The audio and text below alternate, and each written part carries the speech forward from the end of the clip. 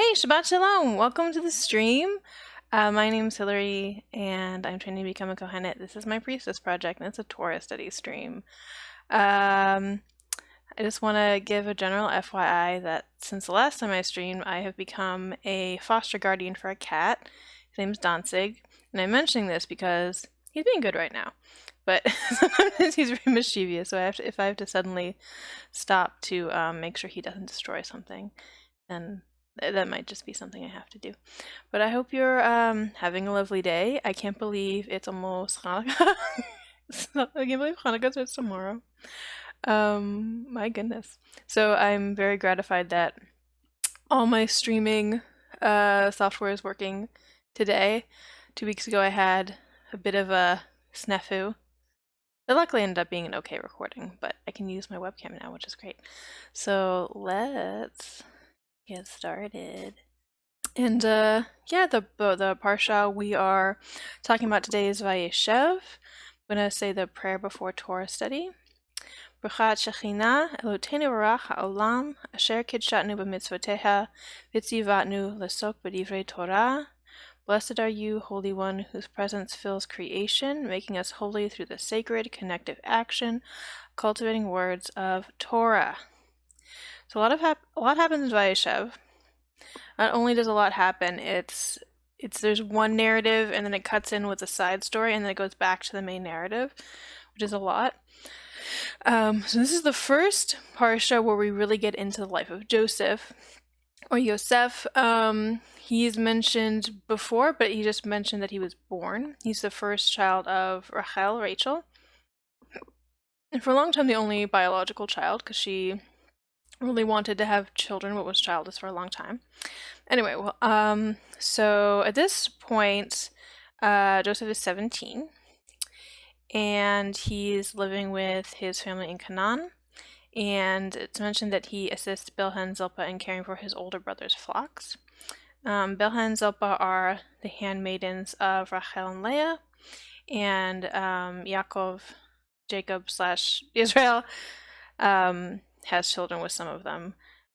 So some of Joseph's siblings are his. Well, he doesn't have any full biological sibling at this time because he's the only son of Rachel, but he has many half brothers who are Leah's sons, and he also has half brothers who are the children of Bilhah and Zilpah.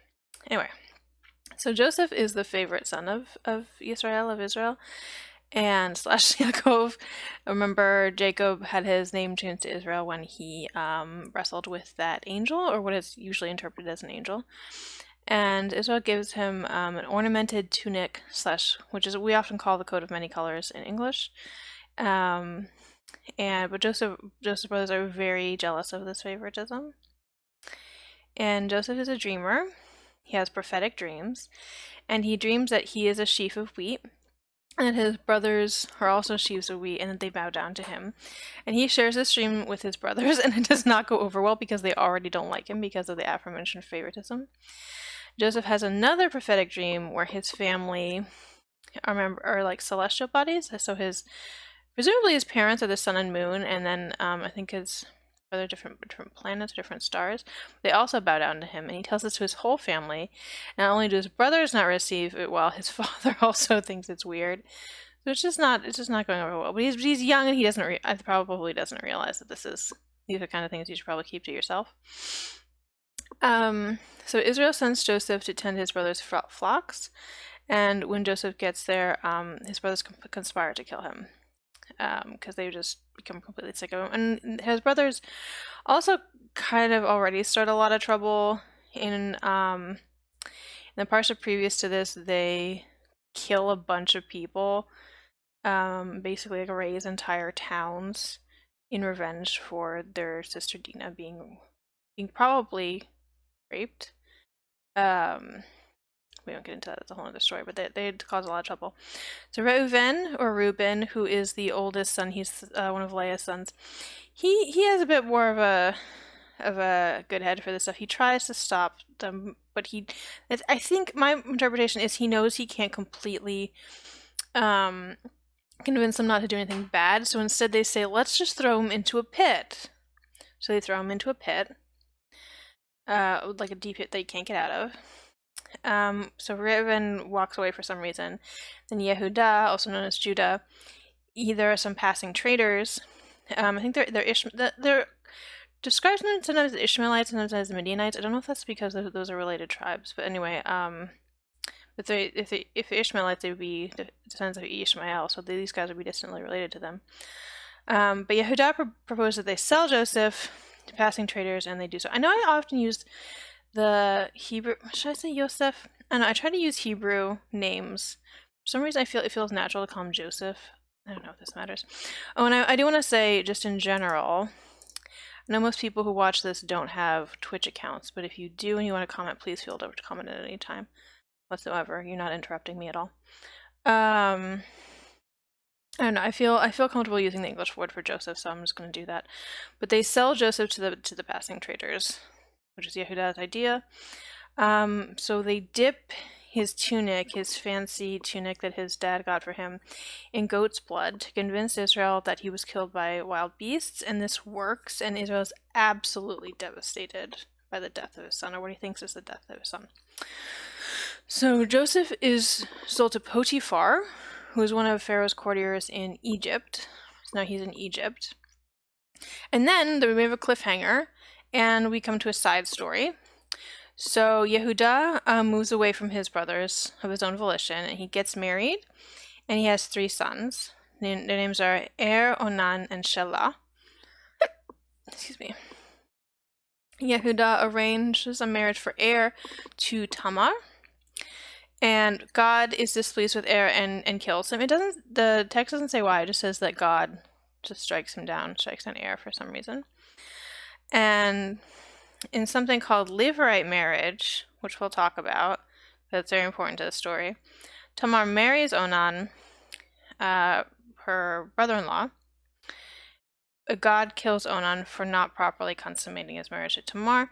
It's not really clear to me what he's doing, if he's just like masturbating and not having sex with her at all, or if he just pulls out. But this is where the word onanism comes from. It's from Onan, this guy. So what a legacy that he has. But yeah, God kills him too, because God's like, no. And this freaks out Yehuda, because I think he's kind of worried that Tamar is like cursed somehow. But Yehuda sends Tamar back to her father's house and promises that she will marry his youngest son Shelah when he's older, because Shelah is not yet of marriageable age. Yehuda probably doesn't intend to do this at all. So, and we'll get into this, but in this arrangement, Tamar is still kind of under the under the patronage, or under the authority, let's say, of her father-in-law Yehuda, even though she's living at her father's house, because having been married, he is the patriarch over her, effectively. So Yehuda's wife Shua passes away, and around that time he goes to a sheep shearing festival, and Tamar hears about this. So Tamar decides to pose as a temple sex worker on the road to the festival. And we'll also get into what that is, because that's really important. Yehuda hires her. Can you tell I'm more interested in Tamar's story? We're going to talk a lot about Tamar, because obviously Joseph is an extremely important biblical figure. But I think Tamar is kind of... I think her story is underappreciated, and I think kind of stigmatized because it involves sex work. Also, like, if you're watching my streams, I prefer to talk about women.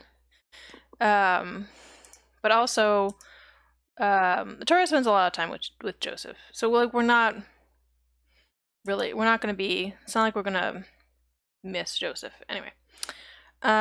So during this exchange, Yehuda does not recognize her. And in lieu of payment, she asks for his staff, seal, and cord as an assurance. And Tamar conceives as a result.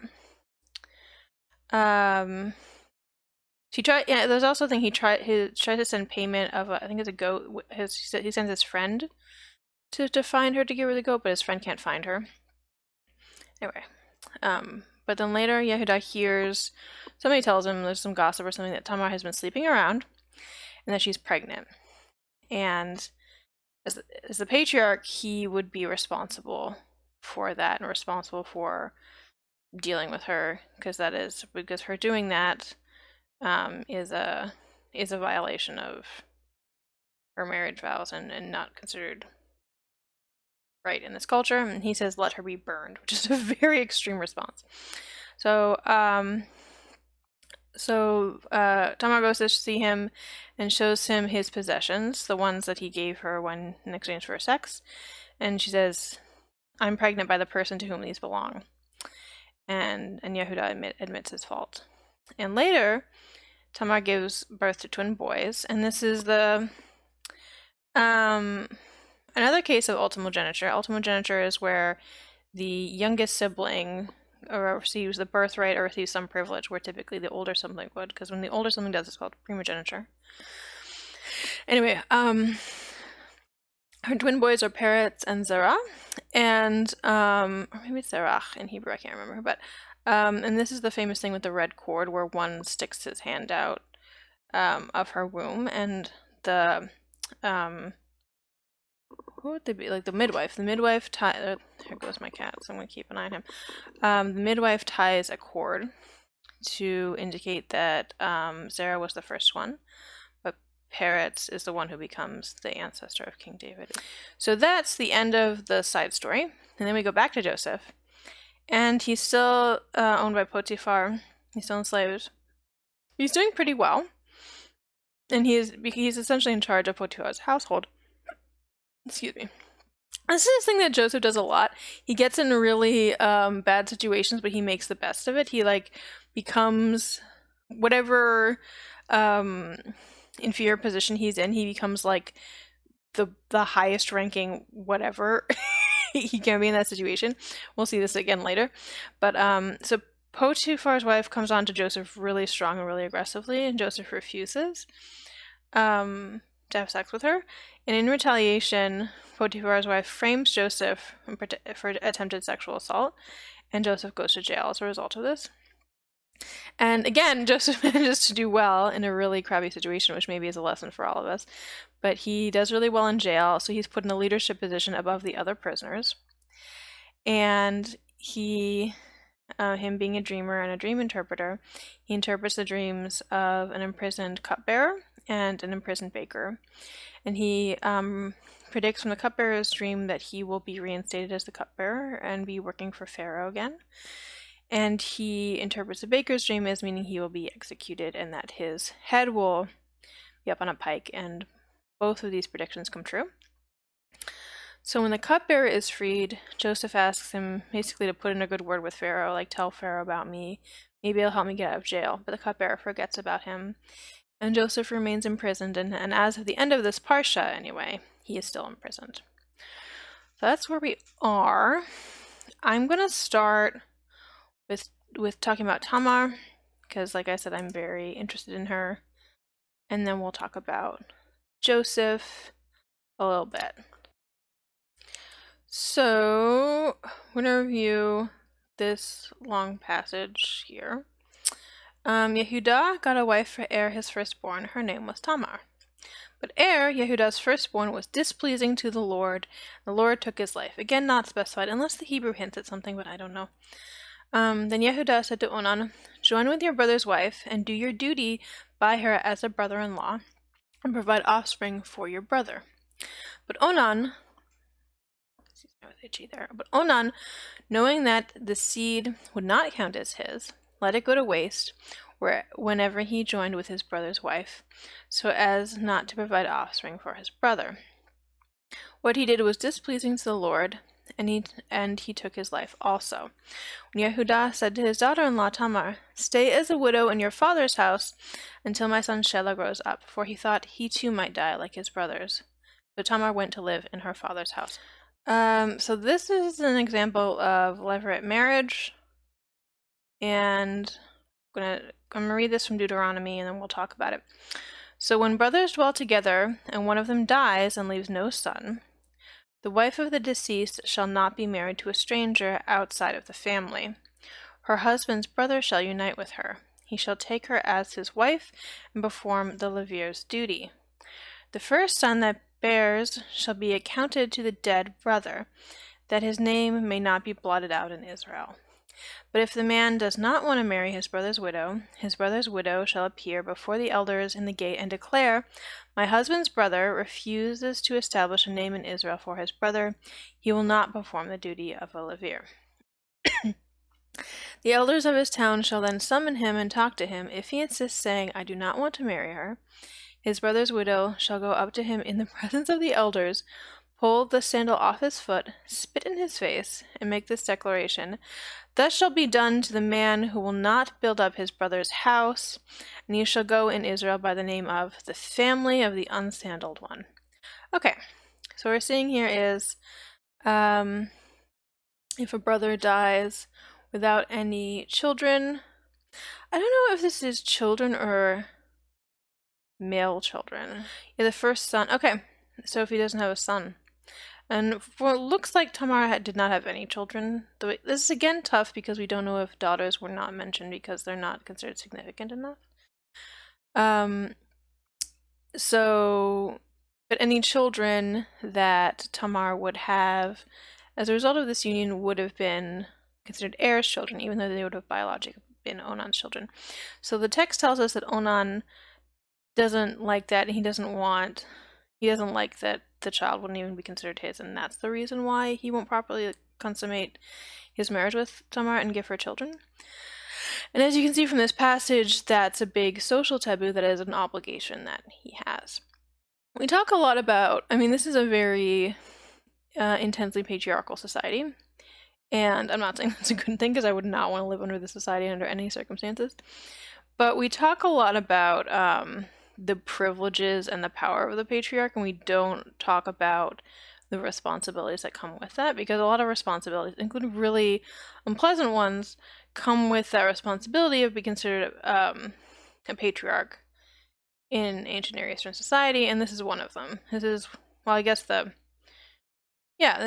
of them, that you have a responsibility to the other people in the household, and this is one of the really, my modern understanding is a really strange and awkward one, is that if your brother dies, you gotta marry your sister-in-law.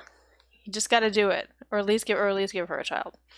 So this is the obligation that Onan has to Tamar that he fails at, and then when Onan dies, Shelah has this obligation, and Yehudah is obligated to fulfill that obligation as Tamar's father-in-law, as on Shelah's father.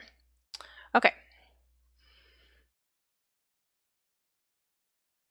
And another thing to point out, women at this time, or in the society that's being described, and in Tamar in particular, the way that they gain status and the way that they go up in the world and the way that they kind of fulfill their lives is by having children. It's what things that they can do are very, very restricted. So when Yehudah sends Tamar back to her father's house, he's cutting her off from a significant way for her to advance herself and to have a good life, by the definitions of what a good life would have been for a woman at this time. He's denying her that, and she can't just marry someone else because she is considered part of his household, and there is this contract with the levirate marriage, and there's no career advancement. She can't go to law school or something, she can't, there's nothing else that she can do to advance herself, really. So he's really restricting her by not marrying her off to Shelah quite a bit. And so when we put that in context, her actions, which seem kind of bizarre, make a little bit more sense. So let's talk about what she does next. A long time afterwards, so it's been a long time, and Tamar still is not married to Shelah. A long time afterwards, Shua's daughter, the wife of Yehudah, died. Shua the name of his wife's father? Not her. Okay, I'm confused. Maybe she's just not named. Sorry, I might have put that Shua was the name of the wife because I thought it was. Okay, not important right now. When his period of mourning was over, Yehudah went up to Timnah to his sheep shearers together with his friend Hira the Adullamite. And Tamar was told, "Your father-in-law is coming up to Timnah for the sheep shearing." So she took off her widow's garb, covered her face with a veil, and wrapping herself up, sat down at the entrance to Enaim, which is on the road to Timnah. For she saw that Shelah was grown up, yet she had not been given to him as a wife. When Yehudah saw her, he took her for a harlot, for she had covered her face. So he turned aside to her by the road and said, "Here, let me sleep with you." For he did not know that she was his daughter-in-law. "What," she asked, "will you pay for sleeping with me?" He replied, "I will send a kid from my flock." But she said, "You must leave a pledge until you have sent it." And he said, "What pledge shall I give you?" She replied, "Your seal and cord, the staff which you carry." So he gave them to her and slept with her, and she conceived by him. Then she went on her way. She took off her veil and again put on her widow's garb. Yehudah sent the kid by his friend, the Adullamite, to redeem the pledge from the woman, but he could not find her. He inquired of the people of the town, "Where is the cult prostitute, the one at Enaim by the road?" They said, "There has been no prostitute here." Okay, so it's interesting that he sends his friend as well, because maybe he's feeling kind of ashamed, sheepish, if you will. Sorry, that was a really bad joke. Okay, I want to talk a little bit about the Hebrew in here to refer to Tamar. Okay, so here is when how Yehudah refers to Tamar. It said, when Yehudah saw her, he took her for a harlot, for she had covered her face. Okay, so I want to talk about the word used here in Hebrew. It's zonah. Help me for you. Zonah can mean like whore or harlot. Yeah, to commit fornication, to play the harlot, to commit adultery. It also has to be a cult prostitute, which is interesting. We'll get into the idea of a cult prostitute. Also, to be unfaithful. So, it can also mean to cause or commit adultery or force into prostitution. That's very interesting. Degenerate, degraded, one unfit to marry a priest. So in generally it can refer, and it is like a noun to refer to a woman as well. Well, I believe it says verb. Yeah, so okay, it also could be a noun. It's a feminine noun.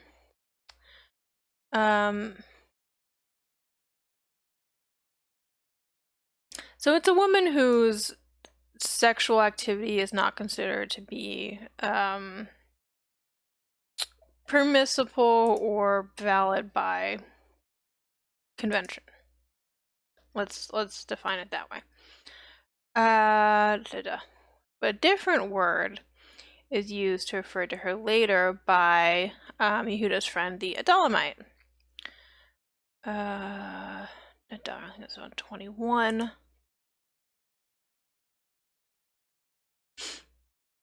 And let's find the word. Kedeshah. Okay. Female temple prostitute.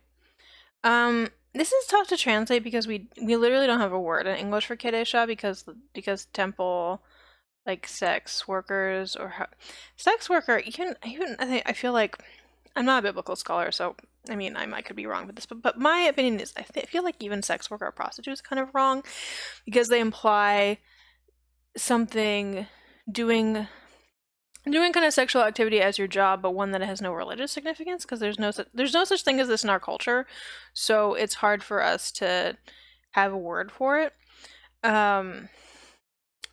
But yeah, Kedeshah is a kind of priestess that would have existed in some of the pagan religions of this time, who her job was to participate in sexual rituals, or at least part of what she did was.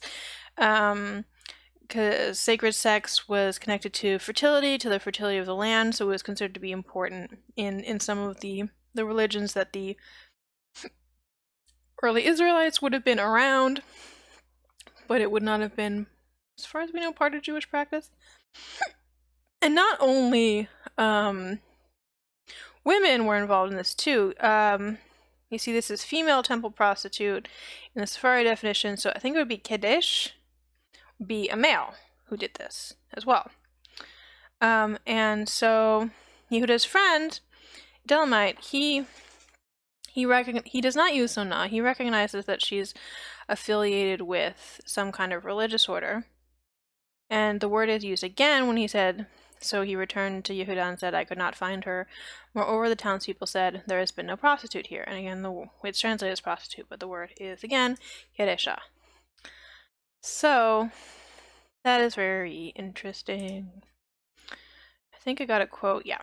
So, this is the source I've used before. It's the Women's Torah Commentary. And this is from a chapter about Vayeshev by Rabbi Gila Reza Raphael. I'm just going to read a quote from her. Tamar exchanges her widow's clothes for the dress of a sacred prostitute. The Hebrew word used for this prostitute is kedesha, from the same root letters as kadosh. It's a kuf dalet shin, I think, implying something holy. Or in this case, a temple priestess involved in cultic worship through sex.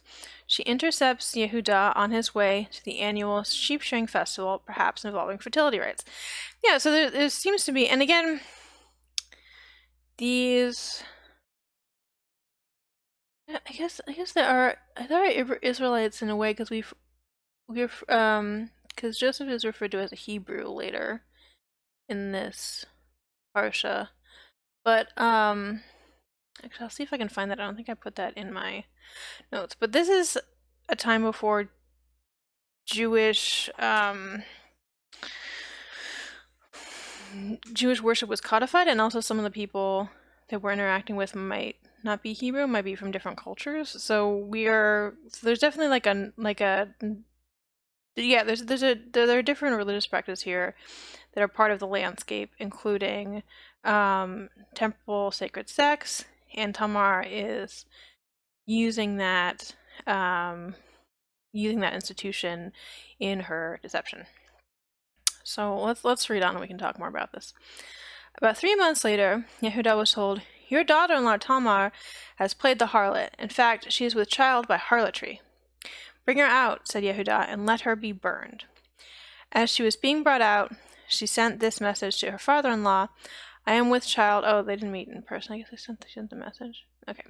Anyway, I imagine the meeting in person because I imagine it being like more dramatic. I am with child by the man to whom these belong. And she added, examine these. Whose seal and cord and staff are these? Yehuda recognized them and said, she is more in the right than I, inasmuch as I did not give her to my son Shelah, and he was not intimate with her again. Okay. So, does this also use the term Zonah again? Yeah. But, I think Zanta. I want to see if the word used here is also Zonah. I'm kind of curious about that. Let's go.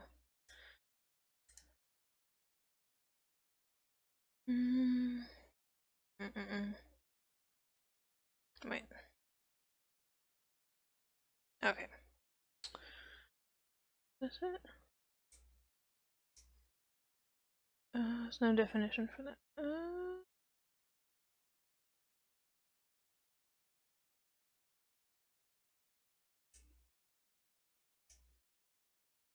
Okay. This is the same root. This is the same root word as Zonah. It's a different.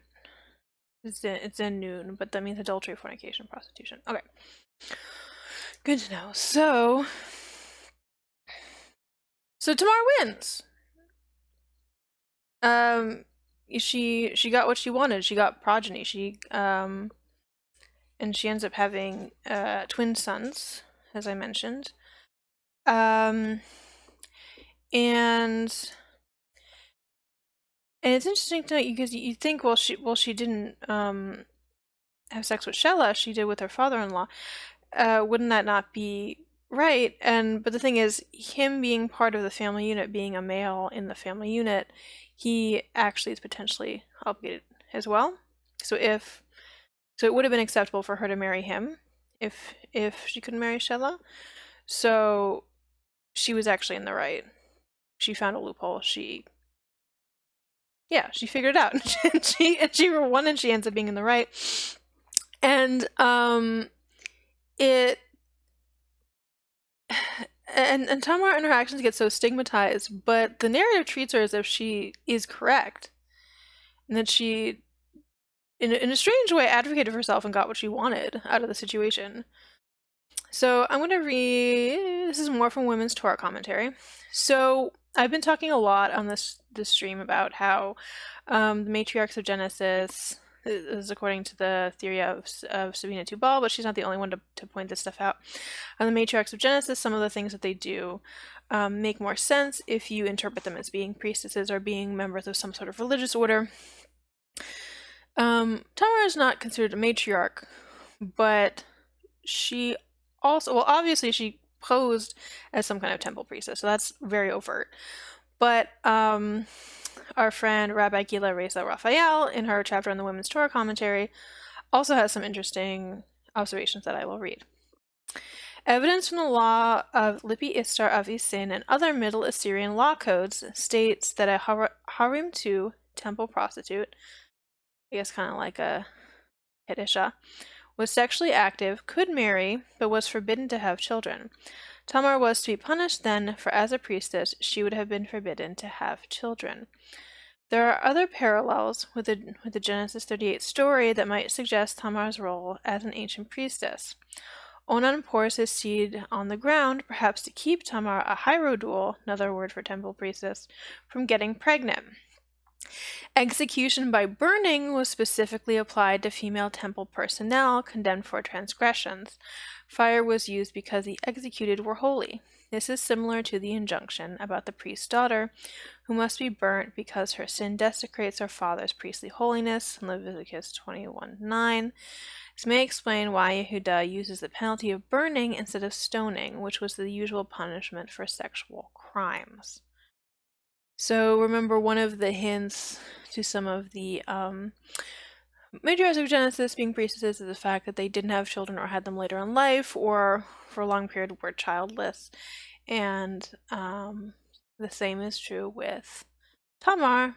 And she, in fact, even more than the matriarchs, is more explicitly connected to being a priestess because she literally poses as one. Maybe she's not posing as one, maybe she actually was one, and that was just part of what she did, so she knew what she was doing there. And before we move on to Jacob, one significant way people look at Tamar as being vindicated is her son Peretz. Well, she and her son Peretz are ancestors of King David. That is so had she not done this, then that line would not exist. She's part of that story as well. So Jacob is considered to be kind of an LGBTQ plus biblical icon by a lot of people. And there's not evidence that he's gay, but he is kind of gender non-conforming in a lot of ways. I'm going to be borrowing a lot from, again, we're reading from Torah Queries, and specifically the Torah Queries chapter on Vayeshev, which I'll quote towards the end, but just want to be upfront. A lot of the parts of the parashat that I'm quoting were inspired and pointed out to me by one of the authors in Torah Queries. So let's get into it. Okay, so I'm going to start with going back to the beginning of the parsha. Now Yaakov was settled in the land where his father had sojourned, the land of Canaan.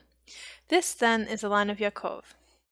17 years of age, Joseph, or Yosef, tended the flocks with his brothers as a helper to the sons of his father's wives, Bilhah and Zilpah. And Joseph brought bad reports of them to his father. Okay, so one interesting thing. So, some of you might recall the word na'ar, which means youth. It is a masculine noun. We talked about it previously because it is several times used to, actually like 5 times, I think, used to refer to Rivka or Rebecca, which is strange because she is female. So why is he called a na'ar? Because At 17, he would be a little bit old to be called to Na'ar, and the rabbis have some things to say about this as well. So let's see what Rashi says. So here's I like that the translations chosen for Na'ar here by the translator is lad, because that makes sense. His actions were childish. He dressed his hair. He touched up his eyes so that he should appear good looking. And this is an interpretation that a lot of folks reference when they talk about Joseph being gender non-conforming, because his appearance as him being good looking is mentioned repeatedly. We don't really know how good looking the other male biblical characters are. Not very many of them anyway. Women, that comes up a lot. We know that Sarah is very beautiful. We know that Rivka is beautiful. We know that Rachel is beautiful, and we know that Leah is not particularly attractive, because that's a big part of describing them. The men, we don't really get that. So that's an interesting thing. It's also interesting to note Na'ar can also refer to someone being in a subordinate service position, like someone being like an attendant, and kind of making them childlike in that way, because sometimes lower class men or servicemen are kind of made to be childlike. In the United States in particular, this is often a racialized and kind of and racist thing. So that might be part of it too, and we'll get into that. And this is Rashi commenting on with the sons of Bilhah, meaning that he made it his custom to associate with the sons of Bilhah because his brothers cited them as being sons of a handmaid. Therefore, he fraternized with them. Because we're talking about him here, it says he's a helper, and helper actually might be how. Yeah, helper is how this translator chooses to translate Na'ar, I think, which is interesting because this is going more toward the service aspect than the youth aspect. What should I want to see? Na'ar et b'nei Bilha ve'et b'nei. Okay, help. Okay, so this helper to the sons of Bilha and Zilpah. So it's not explicitly stated, but we know that Joseph's brothers make a lot of trouble, so maybe this is saying that perhaps they also look down on their half siblings who are the sons of handmaids, and maybe Joseph is different and he doesn't. Maybe he is kind and respects his half siblings, unlike some of his other brothers. And if this is a case where the children of the wives versus the children of the handmaids have different status, Joseph would have higher status because he's the son of Rachel. But maybe that doesn't matter to him. Maybe he is kinder and maybe softer. And so that is seen as you could interpret as kind of feminizing. Did I copy this twice? Oh no, I just was scrolling up. Ha ha ha. Okay. Okay, so we're gonna move on a little bit here. It said, now Israel loved Joseph best of all his sons, for he was the child of his old age, and he made him an ornamented tunic. And when his brothers saw that their father loved him more than any of his brothers, they hated him so that they could not speak a friendly word to him. So this is another, maybe a bit stereotypically femme characteristic of Joseph. He dresses well. He is dressed well by his father, and his brothers resent that. His brothers, who are portrayed as more typically masculine, resent his flamboyance, perhaps.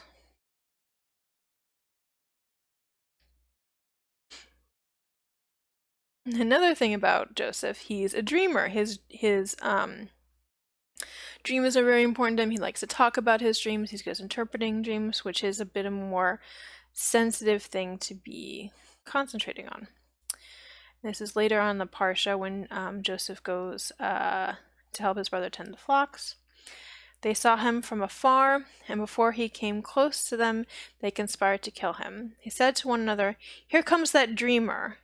Come now, let us kill him and throw him into one of the pits, and we can say a savage beast devoured him.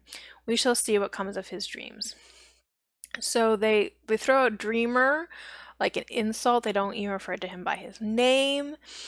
Greg Drinkwater, who wrote the chapter on this parsha in Torah Queries, says this situation feels almost to him like gay bashing, like he's being ganged up on by his more typically masculine, quote-unquote, brothers, and being called out for being a dreamer. Okay, so here's when Joseph is enslaved. When Joseph was taken down to Egypt, a certain Egyptian, Potiphar, a courtier of Pharaoh and his chief steward, bought him from the Ishmaelites who had brought him there. Okay, so and then we're going to get into some commentary here. The continuation of the verse states, and Potiphar, an officer, Saris of Pharaoh's, the captain of the guard, an Egyptian, bought him from the hand of the Ishmaelites who had brought him down there. Rav says he purchased the handsome Joseph for himself, for the intended purpose of homosexual intercourse, but wasn't able to fulfill his desires, as the angel Gabriel came and castrated Potiphar, Sarai so.